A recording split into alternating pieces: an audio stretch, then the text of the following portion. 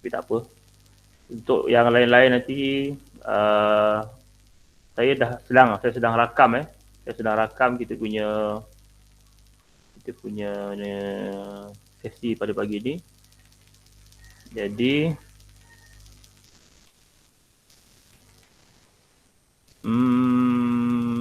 nanti yang tak dapat join dia boleh terus tengok video yang saya akan share nanti kemudian Jadi pembukaan Kota Mekah ni, bagaimana yang saya cakap tadi, dia merupakan satu tajuk yang amat penting. Dia bukan sahaja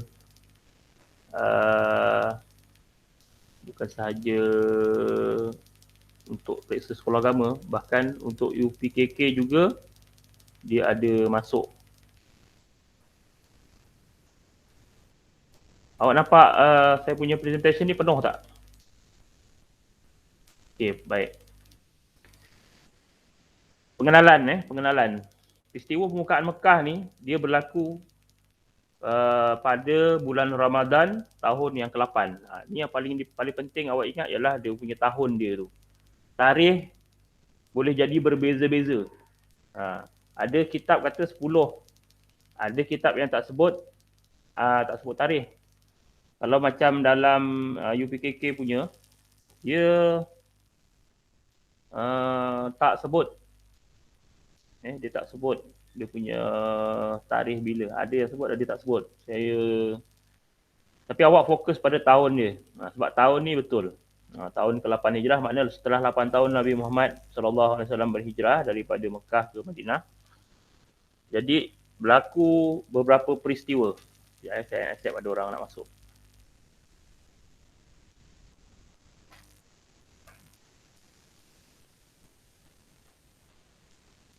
Hilang dah. Okey.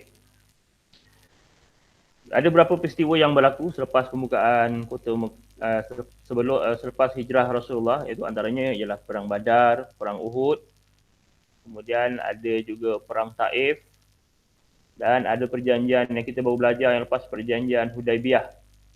Perjanjian Hudaibiyah yang mana perjanjian ni dibuat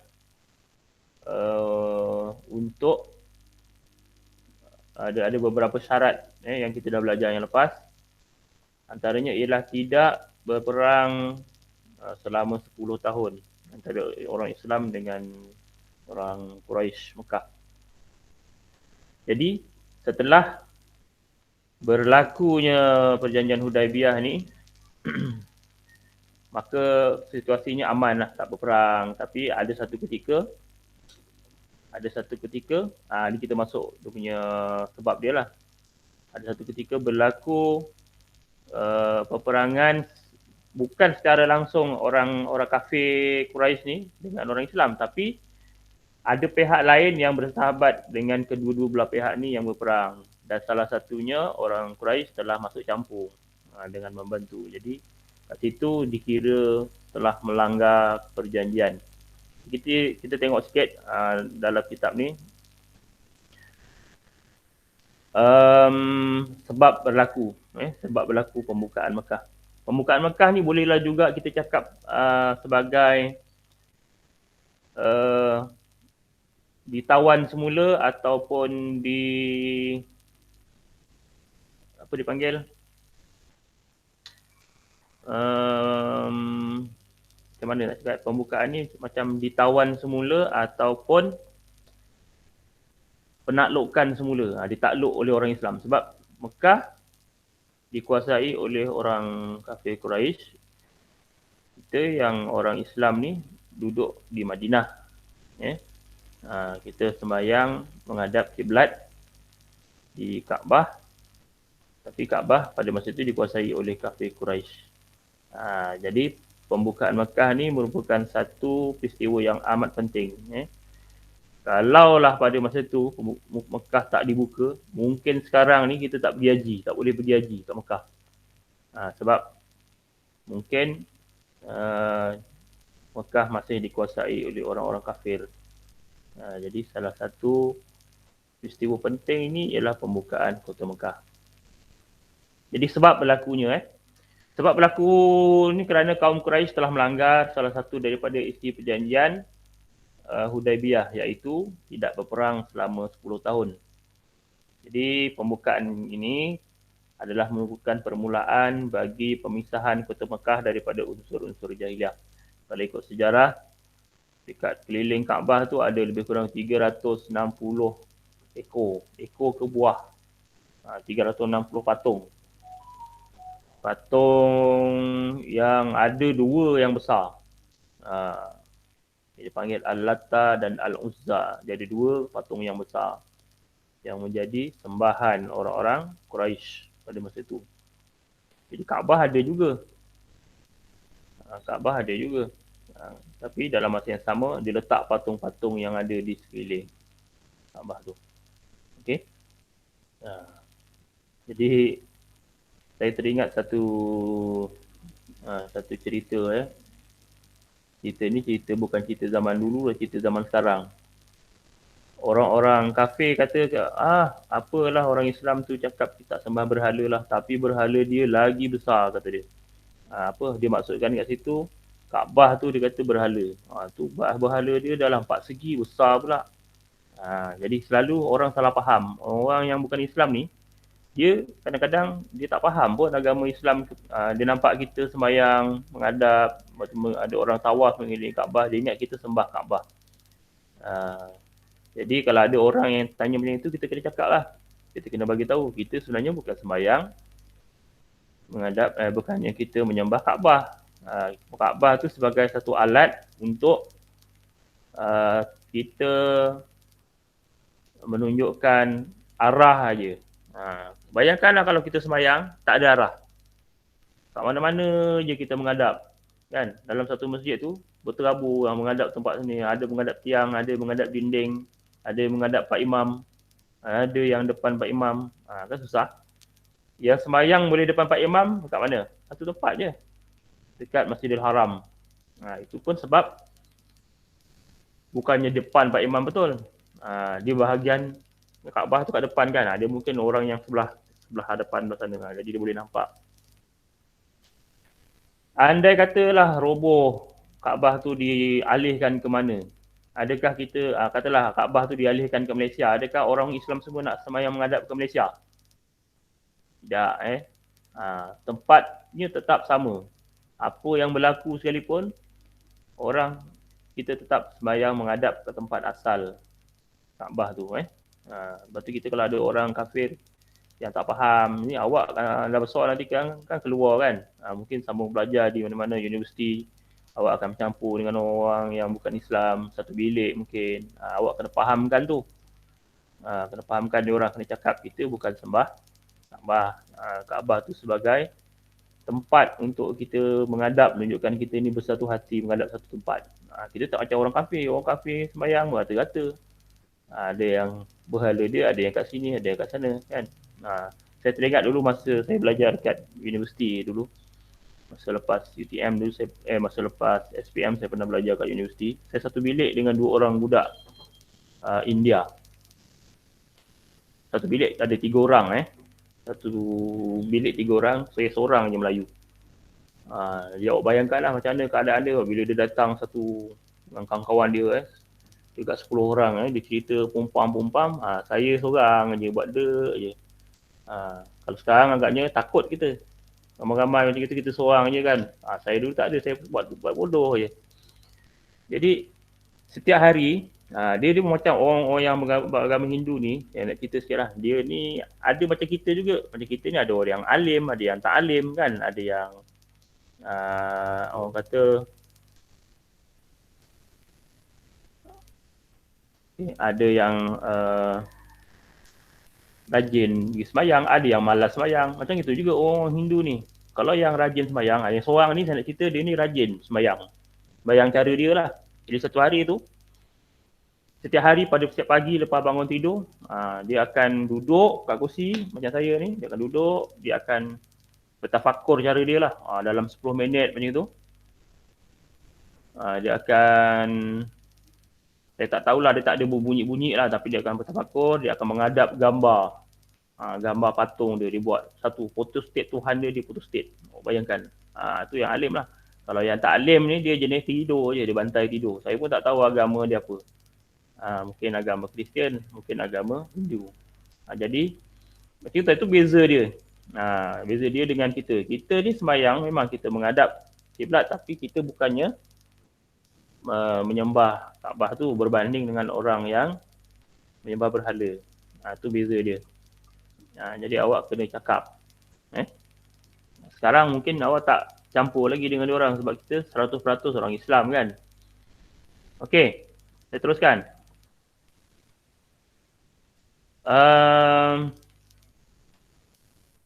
Perlanggaran perjanjian ini berlaku kerana Bani Bakar telah bergabung dengan kaum Quraisy dan menyerang Bani Huza'ah yang taat kepada Rasulullah SAW. Dia kalau orang Islam zaman dulu, zaman orang Arab ni, dia ada suku kaum dia. Macam kita ni, ada orang Melayu, ada orang Bugis, ada orang Jawa, ada orang India, ada India Muslim kan. Jadi ada suku kaum yang tertentu. Macam kita ada orang Kelantan, cakapnya lain sikit dia punya ni, ada orang Negeri Sembilan, ada orang Pulau Pinang, bahasa dia mungkin berbeza-beza sikit lah. Begitu juga dengan orang Arab pada zaman dulu. Mereka ni berbagai suku kaum, ikut keluarga yang besar lah. Contohnya macam Bani Bakar, Bani Huza'ah, suku kaum yang kecil ni. Bani Huza'ah ni dia taat kepada Rasulullah, maknanya dia dah memeluk agama Islam lah. Sebab orang zaman dulu ni, orang yang taat kepada Rasulullah ni ada juga yang bukan Islam. Kita panggil kafir zimmi. Kafir zimmi ni kafir yang taat pada agama pemerintah Islam pada masa itu, taat pada Rasulullah. Dia tak melawan, dia ikut aja. Okey. Berbanding dengan kafir harbi. Kafir harbi ni kafir yang menentang. Hello. Kenapa tu? Nak try apa? Try suara. Try mic. Okey, saya sambung. Jadi Abu Sufyan selaku ketua Mekah pada masa itu, dia telah mewakili kaum Quraisy bertemu dengan Rasulullah SAW memujuk supaya perjanjian ni telah diteruskan. Sebab dia sedar bahawa dia telah melanggar perjanjian. Orang yang melanggar perjanjian ni memang akibat dia teruk lah. Memang akan berperang lah. Orang Arab ni, satu dia punya orang Arab Quraisy ni, satu dia punya yang dia takut sangat ialah bila dia kena serang. Sebab itu kalau kita tengok macam perang Badar, perang Uhud, dia tak perang dekat kawasan perumahan. Dia kalau nak berperang, orang zaman dulu berbeza berperang dengan zaman sekarang. Zaman dulu kalau nak perang, pertama kena isytihar perang, baru perang. Yang kedua, kalau awak ingat tengok cerita filem Bukit Kepong, dia nak apa-apa pun, dia ada trompet dia. Siapa pernah tengok cerita Bukit Kepong? Dia nak berhenti tembak pun, dia tiup trompet dulu. Tiup trompet, okay, berhenti. Dia cakap lah, orang polis, kata dia. Kau menyerah, kalau tak, kami akan bunuh semua sekali. Polis pun jawab, kami tak akan menyerah. Okey, tak menyerah, dia nak mula balik tembak, dia tiup lagi trompet. Itu undang-undang dia, peraturan zaman dulu. Maknanya ada sistem, nak berperang pun bukan sembarang. Tak boleh bunuh kanak-kanak, tak boleh bunuh orang tua. Tapi zaman sekarang punya perang, awak tengok, yang terbaru sekarang ni tengah berperang di Palestin. Siapa je semua dia langgar. Kan? Kanak-kanak ke apa yang mati, banyak kanak-kanak. Jadi tak ada undang-undang. Sekarang pun nak isytihar perang pun tak ada nak isytihar. Tiba-tiba je terus berlaku perang. Jadi itulah beza perang zaman dulu dengan zaman sekarang. Jadi Abu Sufyan ni tadi, minum siap. Abu Sufyan ni tahu dia dah melanggar perjanjian. Jadi apa yang dia buat ialah dia jumpa dengan Rasulullah, dia pujuk supaya teruskanlah lagi. Teruskan lagi perjanjian ni. Dia dah buat silap dah. Tapi apa Rasulullah jawab? Rasulullah kata, tak boleh, kau dah langgar perjanjian, kau terimalah akibat dia. Rasulullah tak mengendahkan permintaan Abu Sufyan. Terusnya apa yang berlaku? Jadi pembukaan Mekah berlaku secara aman. Pada lebih kurang pada bulan Ramadan lah. Kalau kat kitab ni tulis 16 Ramadan. Pada bulan Ramadan tahun yang ke-8 Hijrah, Rasulullah SAW dan 10,000 orang tentera Islam telah bergerak menuju ke Mekah yang bertujuan untuk menuntut keadilan bagi Bani Huza'ah dan membalas tindakan musyrikin yang telah melanggar perjanjian Hudaibiyah. Dia ada perbezaan masa nak berlaku perjanjian Hudaibiyah tu ada peristiwa juga.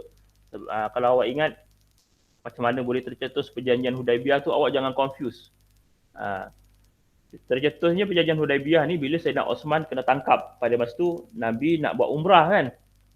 Sayyidina Osman kena tangkap dan dia telah dikatakan telah dibunuh lah dengan apa. Jadi orang Islam pada masa tu nak menyerang.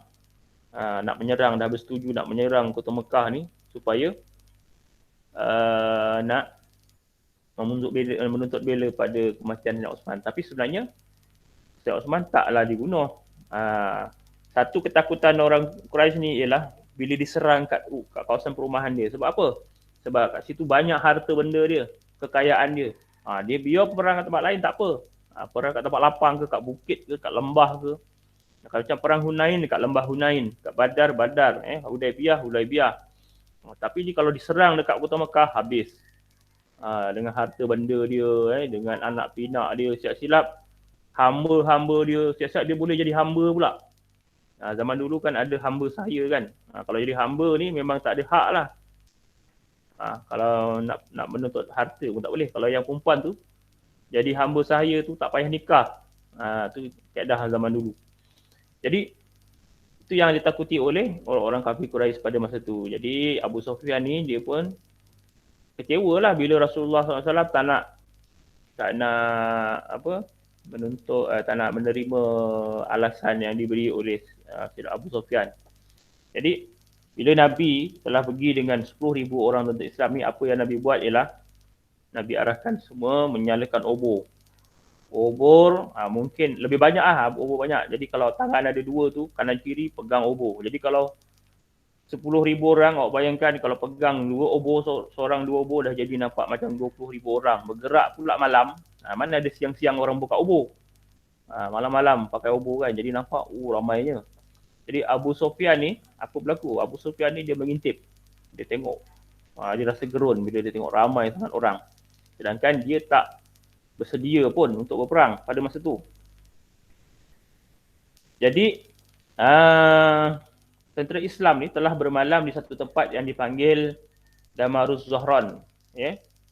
Damaruz Zahran nama tempat tu. Jadi Nabi SAW telah mengarahkan supaya tentera Islam menyalakan unggun api yang besar untuk menunjukkan kekuatan Islam. Ada setengah kisah dikata obor. Jadi itu tak penting lah. Yang penting dia nak menunjukkan kegerunan, nak menggerunkan pihak lawan. Jadi dia menggunakan api yang besar lah. Kalau zaman sekarang kita nak gerunkan pihak lawan, kita nak pakai apa? Orang dah tak tengok, tak gerun lah tengok api. Mungkin senjata kita. Sebab tu kalau kita tengok orang perang zaman sekarang, dia tayang dekat video ke kat mana, dia punya peluru berpandu kan. Besar-besar. Kalau setakat api tayang, apa benda kan. Dia tayangkan peluru berpandu.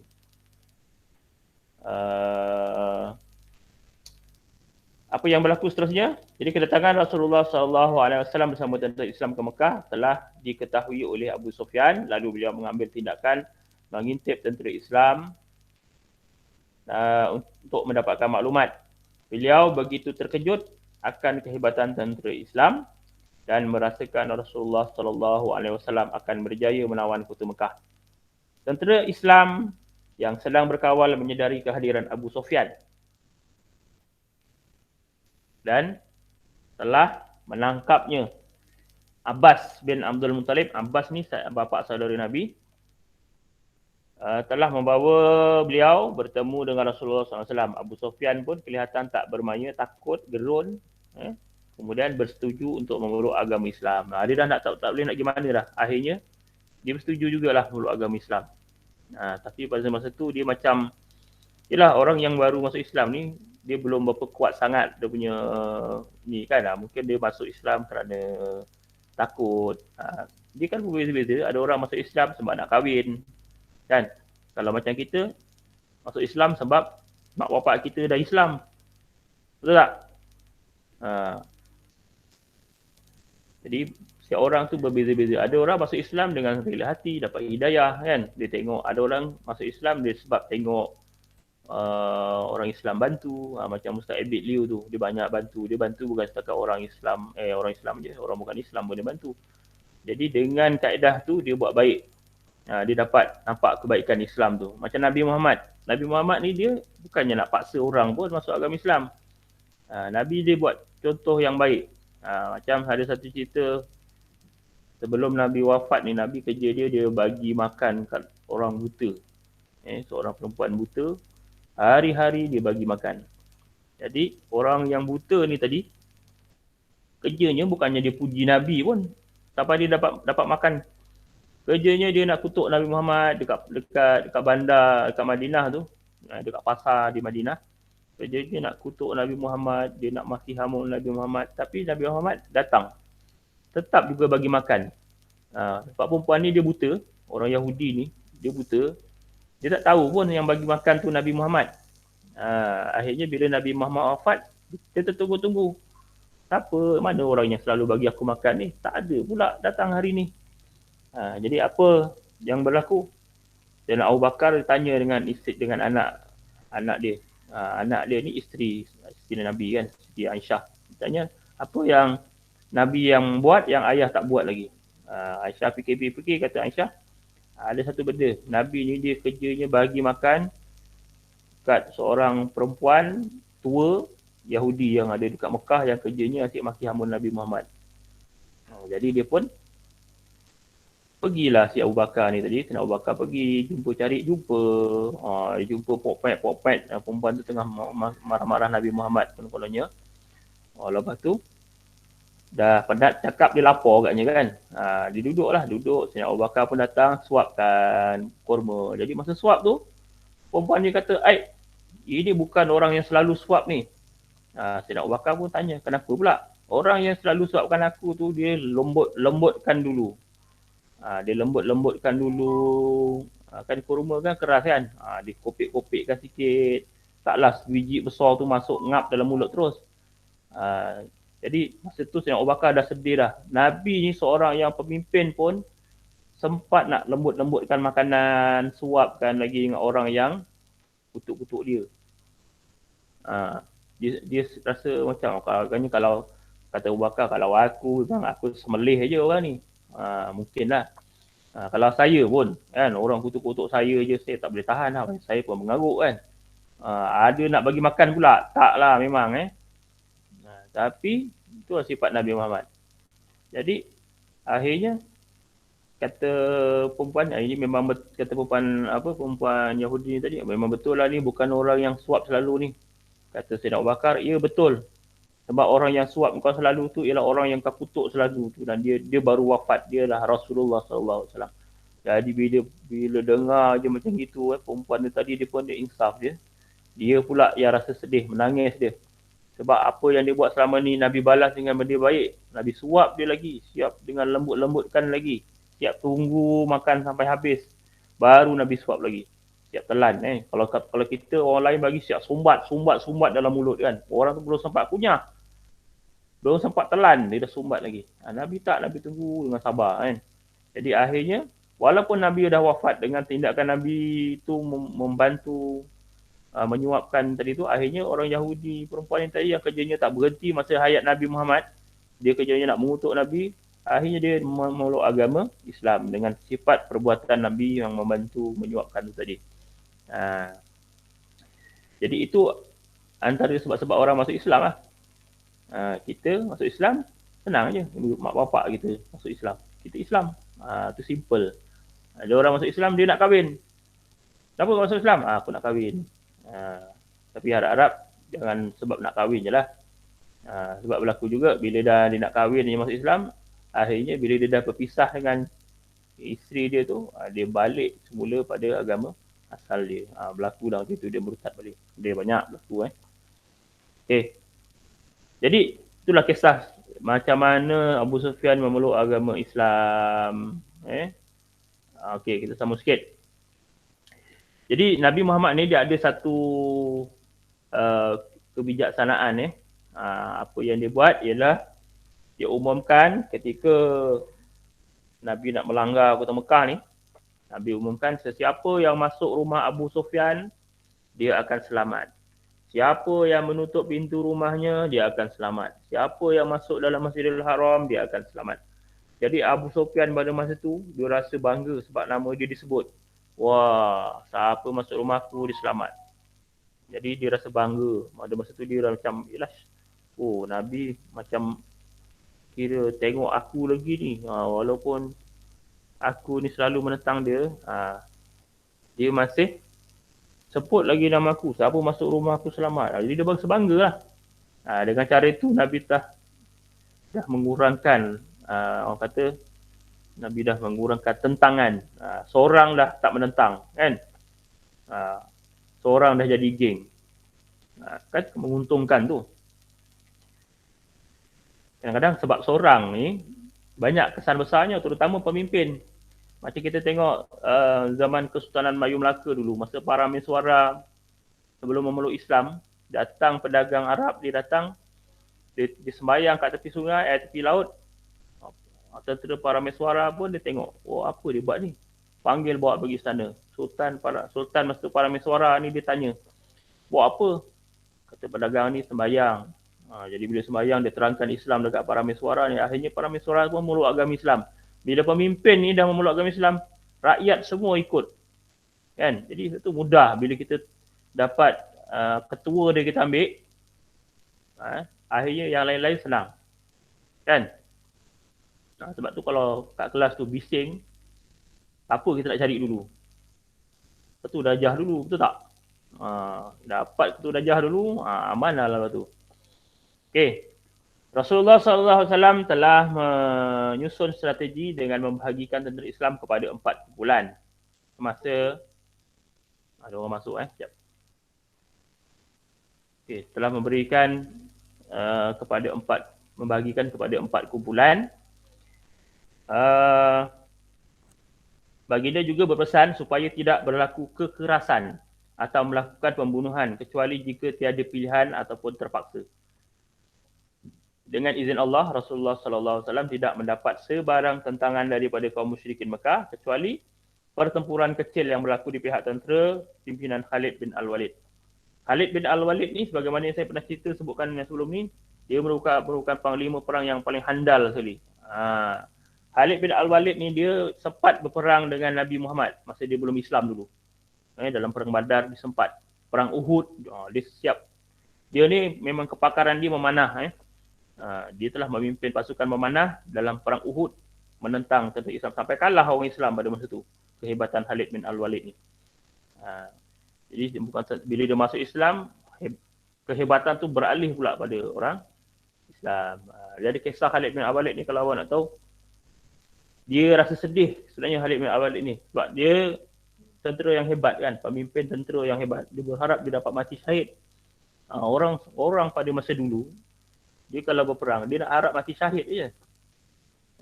Sebab mati syahid ni dah dijanjikan Allah Ta'ala ni dengan macam-macam ganjaran dekat akhirat besok. Jadi masing-masing semua, sebab tu orang Islam dia berani. Langgar je, matilah kan. Nampak mati syahid, makin dia suka mati syahid. Tapi Khalid bin Al-Walid ni dia tak dapat mati syahid. Dia mati, walaupun dia tentera yang hebat, dia matinya dekat atas katil rumah dia. Tapi masa orang nak kebumikan dia, buka bajunya, masa orang nak mandikan jenazah dia, tengok kat badan dia ni banyak sangat bekas-bekas bekas-bekas pedang, bekas luka-luka yang lama. Nampak tu kehebatan dia. Bukan ada tatu. Kita kalau nak tengok orang tu hebat, konon-konon sekarang ni, ada tatu, hebat kan. Sekarang tak. Kalau kita kadang-kadang kalau tak ada tatu, kita tengok otot hebat. Sebenarnya tak hebat pun otot. Kan? Ada orang sanggup beli baju tiruan tu. Bukan baju, konon-konon jadi berotot. Ada jual baju tu rasa nak beli, buka Shopee, ada jual. Jadi zaman dulu tak. Nak tahu hebat tak hebat, tengok luka banyak. Luka banyak. Kalau nak tengok perempuan, ini namanya lelaki ni besok nak kahwin, Kan kau nak kahwin besok kan ni. Tengok perempuan yang hebat yang nak buat bidik besok yang macam mana? Yang pakai gincu tebal ke bedak tebal? Ke ataupun yang tangannya kasar? Pilih lah. Ke tangannya lembut. Kalau perempuan tengok tangannya lembut, jenis dia tak buat kerja kat rumah ni. Ni anak dara ni ramai ni. Tengok ni besok ni. Dia duduk rumah lama kan, cuti ni kan, sebulan lebih. Tengok tangan dia rajin ke tak tolong mak dia kat rumah. Yang lelaki tengok rajin kerja, malas kerja, tengok tangan dia. Kalau tangan ni kat tapak tangan ni rasa kasar. Maknanya dia rajin buat kerja. Kalau tangan ni macam orang perempuan dia, itu memang dia kerja dia mungkin jadi gamer lah mungkin kan. Main game je, berotot jari main pegang mouse. Itu cantik game kursi game warna biru tu. Okey. Itulah kisah sikit Sayyidina Khalid bin Al-Walid. Okey, jadi kita dalam Rajah ni kita tengok pergerakan empat kedudukan ketika Islam masuk ke pelbagai arah, dari pelbagai arah. Kita tengok dalam Rajah ni Kota Mekah ni terletak di bahagian lembah. Tahu lembah? Lembah ni ialah di bahagian bawah. Kalau gunung ni, kanan kiri gunung, lembah dia letak di bahagian bawah. Bahagian yang rendah.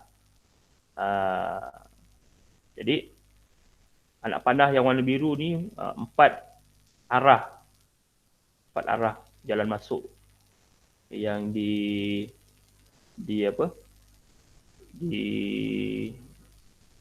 oleh tentera Islam. Okey, kalau sekarang kita dah tak nampak lah. Sebab dah ada bangunan semua keliling ni kan. Ada hotel, ada Masjidil Haram ni pun dah besar. Kalau awak berpeluang nak tengok gambaran, awak boleh google je macam mana Kota Mekah sebelum ni. Okey, yang bahagian atas ni kumpulan daripada Zubair bin Al-Awwam. Diambil daripada arah atas, sebelah kanan. Yang sebelah kiri, kumpulan yang diketuai oleh Rasulullah SAW dan Abu Ubaidah bin Al-Kharas bin Al-Jarrah radhiyallahu an. Ambil daripada sebelah kiri. Kemudian daripada arah barat, kumpulan yang diketuai oleh Sa'ad bin Ubaid dan Ali bin Abi Talib. Kemudian yang akhir yang bawah, kumpulan yang diketuai oleh Khalid bin Al-Walid. Okey.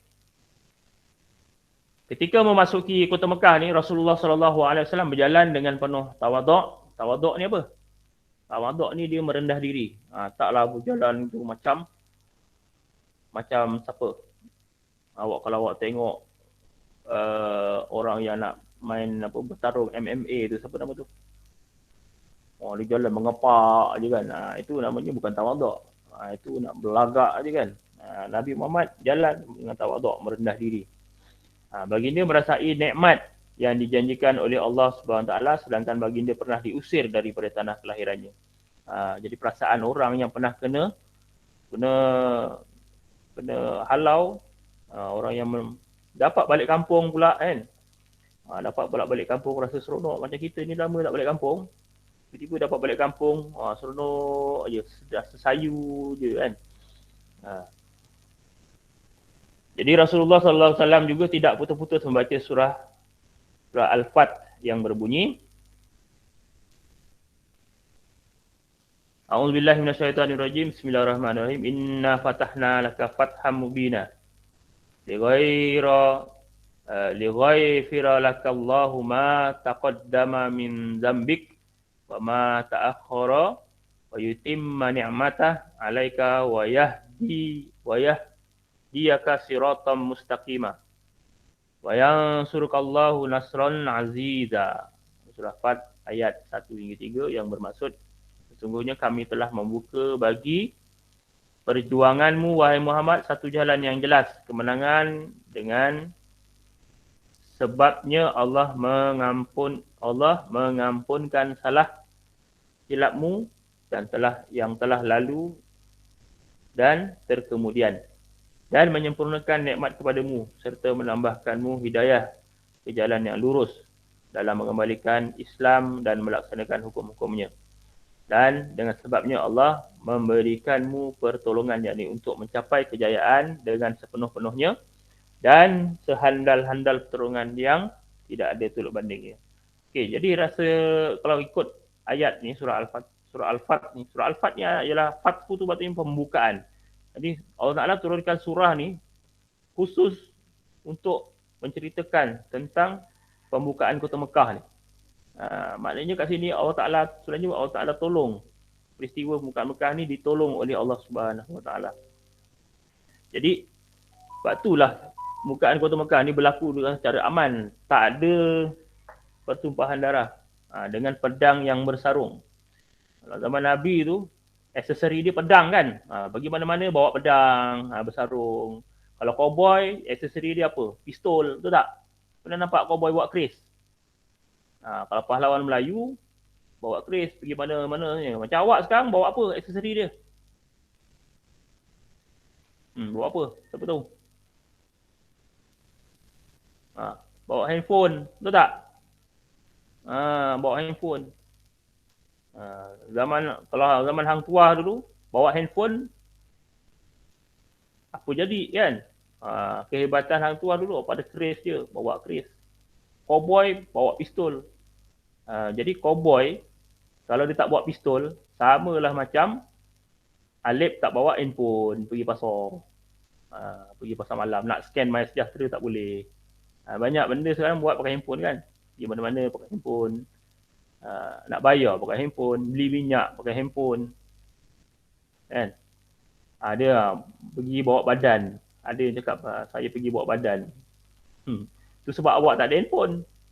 Cuba awak ada handphone. Okey.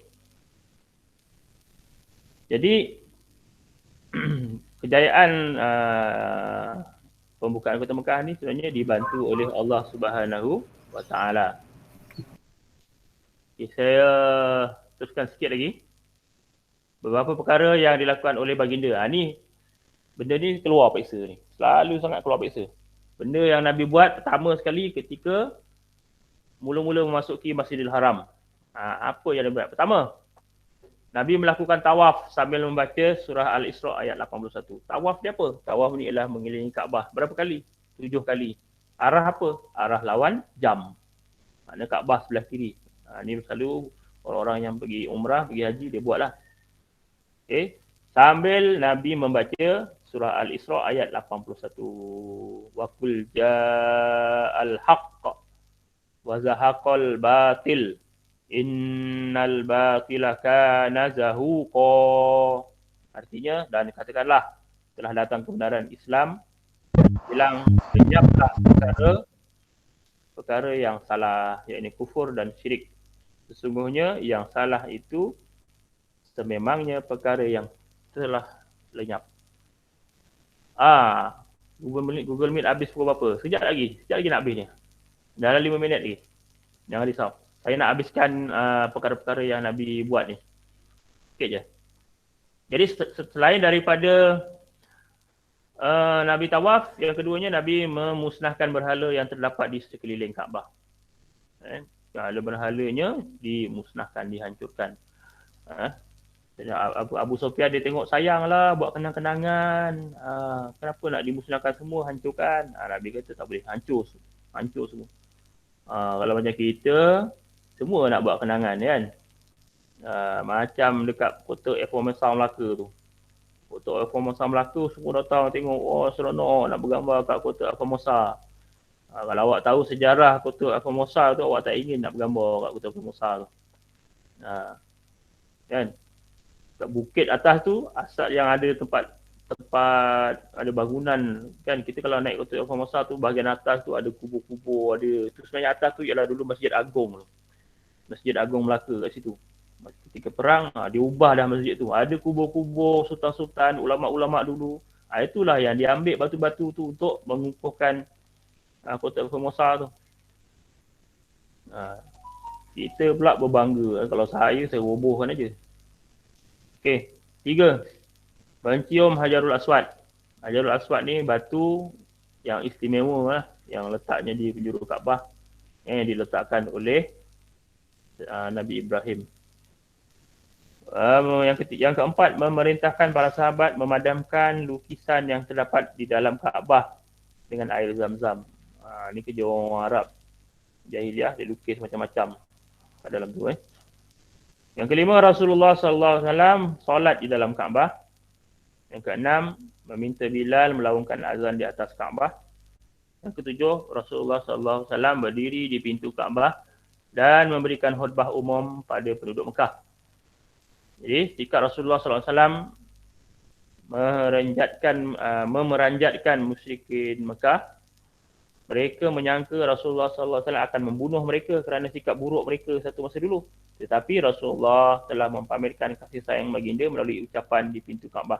Baginda memaafkan kesalahan mereka dan berdamai. Sikap baginda telah membuka mata musyrikin dan penduduk Mekah. Dengan itu mereka melafazkan bai'ah. Bai'ah ni perjanjian taat setia. BM ada kerja? BM lah. Sekarang kan masa sirah. Sampai pukul 9. BM buatlah masa BM. Sabar. Nanti kejap lagi ni habis ni. Okey. Jadi terdapat beberapa orang pembesar Quraisy Mekah selain daripada Abu Sufyan yang telah memeluk Islam. Antaranya, ni diingatkan ni, hafalkan nama-nama 5 ni. Kalau ada 5 nama, awak ingat dalam 2-3 pun dah cukup. Yang pertama, Abdullah bin Sa'ad bin Abi Sarah. Yang kedua, Ikrimah bin Abu Jahal. Sa'ab bin Zuhair bin Abi Samli. Safran bin Umayyah dan juga Habar bin Al-Aswad. Jadi antara 5 ni awak ingat 2 pun dah cukup. Antara pembesar orang-orang besar Mekah yang telah memeluk agama Islam selepas pembukaan kota Mekah. Jadi sebab tu bila ketua dia masuk Islam, senang orang-orang lain nak ikut. Dia susah selalu kalau ketuanya ni yang memecah belah kan. Ketua yang jalan tak betul. Kan? Bila ketua jalan tak betul, pengikut semua tak betul. Macam saya, kalau saya tak betul, ngajar orang yang tak betul, semua telang kabut. Kan? Jadi, ketua tu kena betul. Lepas tu awak nak lantik ketua pun, kena cari ketua yang betul. Cari ketua tak betul, awak lantik, awak pun jadi tak betul juga. Jadi, itu penting. Baik, itu sahaja. Itu sahaja yang dapat saya terangkan pada hari ini dalam tajuk pembukaan kota Mekah. Pada minggu hadapan akan diganti oleh Teacher Surani dan saya akan sambung ketika naik sekolah nanti. Sebab lepas minggu hadapan kita ada cuti 2 minggu untuk cuti pertengahan tahun. Jadi kita tak ada kelas lah sebab cuti sekolah. Naik sekolah nanti insya-Allah kalau dah tak ada PKP, kita boleh sekolah seperti biasa, saya akan sambung di kelas. Jadi untuk hari ini awak jangan risau. Kerja BM ada banyak ke apa, saya tak bagi kerja lah. Syirah ni saya tak bagi kerja. Cuma awak tengok buku aktiviti yang awak dapat tu. Kalau awak rasa nak buat. Kalau tak nanti saya bagi kemudahan. Sebab saya akan, sebelum UPKK ni, saya akan bagi awak kakao nanti. Latihan banyak sebelum UPKK. Jadi jangan risau, jangan pening-pening sangat Okey. Sebelum saya tutup,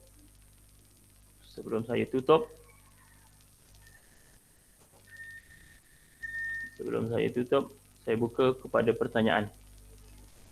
Yang ada hari ini ada dalam 12 orang.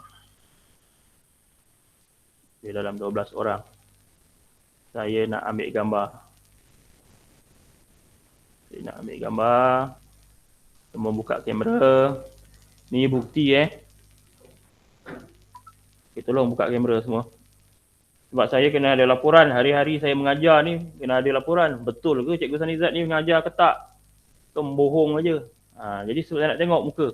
Tunjuk muka. Okey, jap. Saya nak ambil gambar. Saya pakai sambung kat TV kalau awak tengok Saya sambung kat TV. Muka dia nampak besar tau. Ni seorang lagi. Dua orang lagi tak buka ni. F ni siapa? Buka. Seorang lagi. S tu siapa S? Buka. Cepat. Sedia. Satu. Senyum. Sekejap. Tu tengah nampak tangan tu. Oh, tengah pakai tudung agaknya tu. Sekejap ya. Tunggu dia kejap.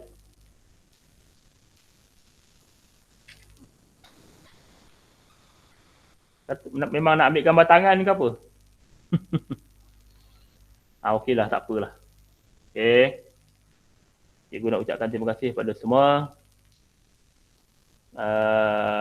Sebelum saya akhiri, ada apa-apa nak cakap? Nak ucap selamat hari raya ke? Tak ada. Saya nak ucapkan selamat hari raya pada semua. Selamat hari raya, maaf zahir batin kalau saya dimarah-marah awak ke apa kan. Kalau nak minta duit raya, doakanlah. Doakan supaya dapat duit raya naik sekolah nanti. Ni semua dah dapat duit raya belum? Banyak dapat? Isyirah mesti banyak duit raya. Okey. Jadi sampaikan salam pada mak ayah, ucapkan terima kasih. Jadi kepada yang tak dapat ni, nanti saya dah record ni, saya akan stop record. Saya akan masukkan kat dalam grup nanti. Jadi siapa yang tak dapat follow pada pagi ni boleh tengok melalui video yang akan saya upload. Okay, sekian saja.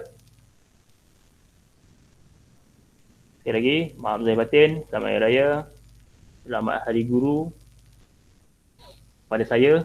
Assalamualaikum warahmatullahi wabarakatuh.